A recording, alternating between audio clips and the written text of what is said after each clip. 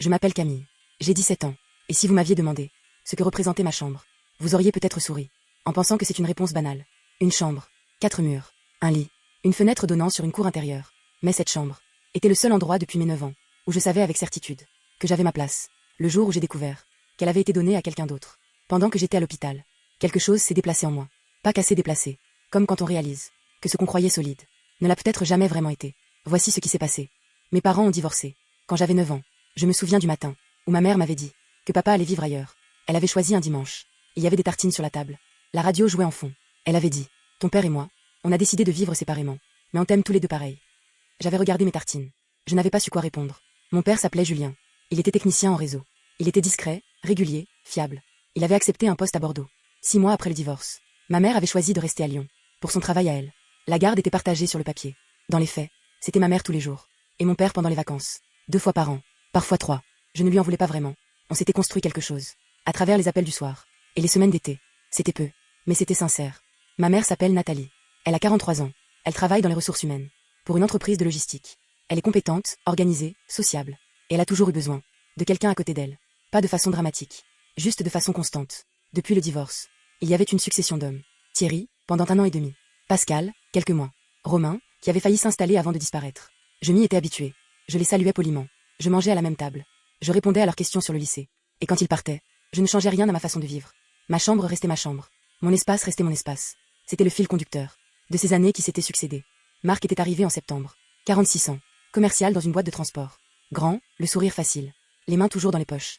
Je l'avais trouvé correct. Ni plus ni moins. Il avait une fille. Léa, 14 ans, qui vivait principalement chez sa mère, à une vingtaine de kilomètres. Les premiers mois, Léa venait certains week-ends.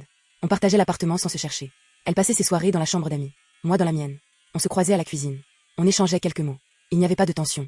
Juste 2 filles, qui n'avaient pas demandé à partager le même espace, et qui le géraient correctement. Les douleurs avaient commencé un lundi soir. J'avais cru à des crampes.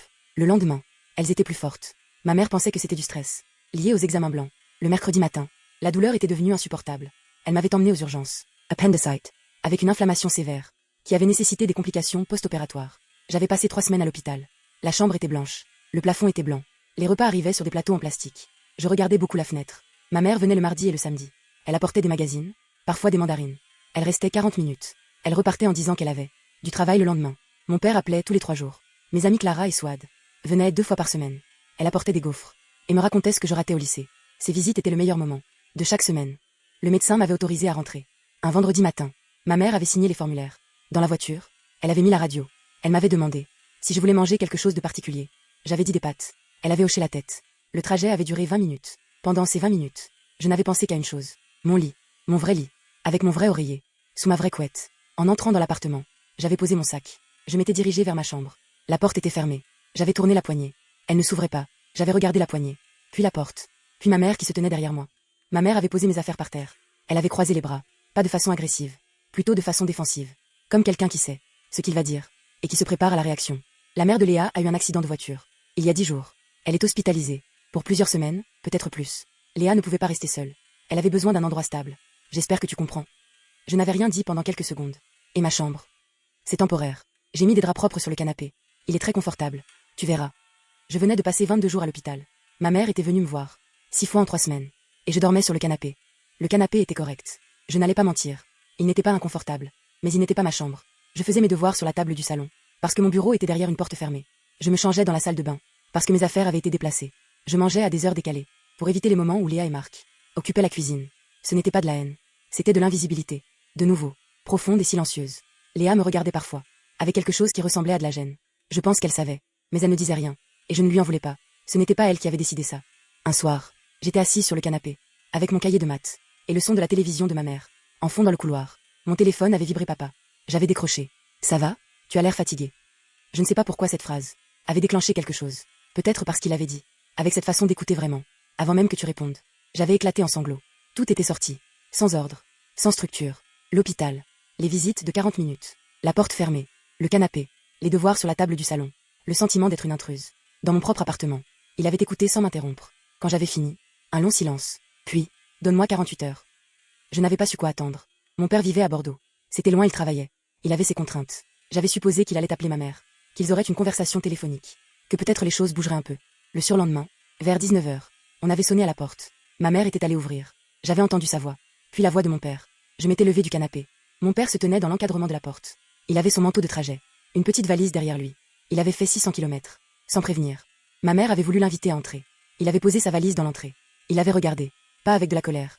Quelque chose de plus stable que ça. Notre fille rentre de l'hôpital. Après 3 semaines. Elle dort sur le canapé depuis son retour. Je n'accepte pas ça. Tu as une semaine pour régler cette situation. Si dans une semaine rien n'a changé, c'est moi qui règle. Ma mère avait ouvert la bouche. Il avait levé une main. Je parle. Toi tu écoutes. Je n'avais jamais entendu cette version de mon père. Elle était différente. Pas agressive. Simplement présente. Ce soir-là, après que mon père soit allé à l'hôtel, ma mère était venue s'asseoir à côté de moi. Elle avait une façon de se tenir. Quand elle allait dire quelque chose de difficile. Les épaules rentrées. Les mains croisées sur les genoux. Elle avait dit. Je sais que ce n'était pas juste. Je voulais juste aider Léa. Je sortais de l'hôpital, maman. Je sais. Un silence. Puis elle avait continué. Et au milieu de cette conversation, que je n'avais pas demandé, elle avait dit quelque chose, que je n'attendais pas. Depuis que ton père et moi on s'est séparés, j'ai du mal à te regarder parfois. Pas parce que je ne t'aime pas, mais parce que tu lui ressembles. Dans ta façon d'être. Dans ta façon de penser. Et que ça me rappelle tout ce qui n'a pas marché. Elle avait continué. Elle avait dit que depuis que Marc était là, elle avait l'impression de pouvoir être une meilleure version d'elle-même. Avec Léa. Avec une nouvelle vie. Comme un recommencement. Elle ne réalisait pas ce qu'elle disait vraiment. Ou peut-être qu'elle le réalisait. Et qu'elle ne savait pas comment le dire autrement. Mais moi j'avais entendu très clairement. Tu es le passé. Léa est l'avenir. Le lendemain matin, mon père était passé me chercher. Pour prendre le petit déjeuner. On avait trouvé un café. À 10 minutes de l'appartement. Il avait commandé 2 cafés et des croissants. Il m'avait regardé. Tu veux venir à Bordeaux? Ce n'était pas une proposition improvisée. Il avait réfléchi. Tu finirais ton année scolaire là-bas. J'ai regardé les lycées hier soir. Il y en a un bien à 20 minutes. Tu aurais ta chambre. Ton espace. Ta vie. J'avais fixé mon café. Et maman? Ta mère t'aime. Mais parfois aimer quelqu'un ne suffit pas à savoir comment en prendre soin. J'avais réfléchi longtemps. Pas des heures. Juste le temps de finir mon croissant. Et de regarder les gens passer dans la rue. D'accord. Je l'avais faite en 2 heures. Ma mère était rentrée du travail. Juste avant qu'on parte. Elle m'avait regardé. Avec la valise dans l'entrée. Elle n'avait pas essayé de me retenir. Pas vraiment. Elle avait dit. Tu es sûr? J'avais répondu. Oui. Elle m'avait serré. Dans ses bras maladroitement. Comme quelqu'un qui sait. Que quelque chose lui échappe. Mais qui n'a plus les mots. Pour le retenir. Léa était dans le couloir. Elle m'avait regardé. Elle avait dit doucement. Bonne chance. Pas méchamment sincèrement. Je lui avais répondu pareil. Et on était partis. La maison de mon père était dans une rue calme. Avec des platanes de chaque côté. Petite claire simple. Il m'avait montré ma chambre. Une fenêtre donnant sur le jardin, un bureau, une bibliothèque vide. Tu la décores comme tu veux. J'ai rien touché pour que tu choisisses toi-même. J'avais posé ma valise. Je m'étais assise sur le bord du lit. La première nuit. J'avais dormi 10 heures. Les premières semaines avaient été étranges. Un nouveau lycée. De nouveaux visages. De nouvelles routes. Mais quelque chose de différent aussi. Le matin, mon père préparait du café. Il partait travailler mais laissait toujours un mot. Pas de grandes phrases. Juste, bonne journée. Ou, j'ai acheté du pain. Ces petits mots valaient plus que beaucoup de grandes conversations. J'avais refait ma vie à Bordeaux. Des amis. Un rythme. Un club de photos que j'avais rejoint. Parce que mon père m'avait dit que l'objectif d'un appareil et ma façon de regarder les choses se ressemblaient. Je m'étais mise à la photographie. Et il avait eu raison. Avec ma mère, on avait eu quelques appels courts polis. Elle demandait comment j'allais, je répondais. Elle disait qu'elle espérait qu'on se reverrait. Je répondais oui. Sans date. Puis un soir un message long différent. Elle m'expliquait que Marc était parti. Que Léa était rentrée chez sa mère. Depuis que celle-ci était guérie. Que l'appartement était trop grand. Que le silence avait changé de texture. Et que je lui manquais. Vraiment. Elle ne demandait pas de revenir. Elle voulait juste que je sache. J'avais mis 3 semaines. Pas parce que je voulais lui faire du mal.